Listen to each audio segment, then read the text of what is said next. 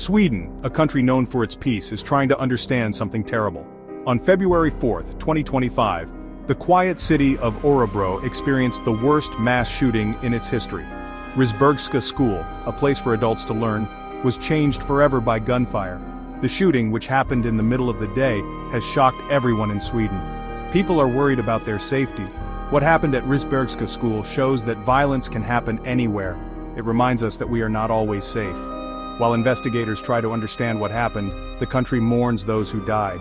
We will always remember the victims whose lives were cut short. This terrible event has deeply affected Sweden. People are shocked and can't believe this happened in their country. The shooting has started important conversations about gun control, mental health, and keeping public spaces safe.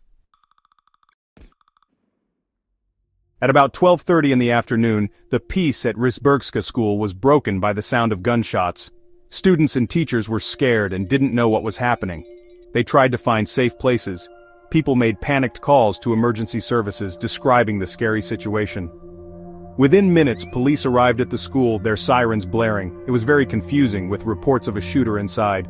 Heavily armed police officers looking serious and determined entered the school, ready for anything. As police secured the area, ambulances arrived one after another. Paramedics helped the injured, some with very serious wounds, and took them to hospitals. Inside the school, a horrible scene awaited the first responders. The shooting at Risbergska School has left people who saw it feeling deeply upset. They describe a scary scene of chaos and fear. Someone opened the door and yelled for us to get out. I quickly led my students outside. We heard gunshots and then we saw people being dragged out, hurt. We heard 3 loud bangs and then screaming. We didn't know what was going on, but we knew it was bad. After the shooting, Swedish officials quickly shared their sadness and anger. Prime Minister Ulf Kristersson, looking shaken, spoke to the country, calling it the worst mass shooting in Swedish history. King Carl XV, Gustav, said he was saddened and shocked, and offered his condolences to the families and friends of the victims. The Örebro school shooting has deeply affected Sweden, forcing the country to face the problem of gun violence. Sweden has always been proud of its low crime rates and peaceful environment. But this event shows that there are problems that can't be ignored. Lately, Sweden has seen a concerning increase in gun violence, mostly related to gangs. While school shootings are still rare, what happened in Örebro shows that the country needs to find a way to stop gun crime.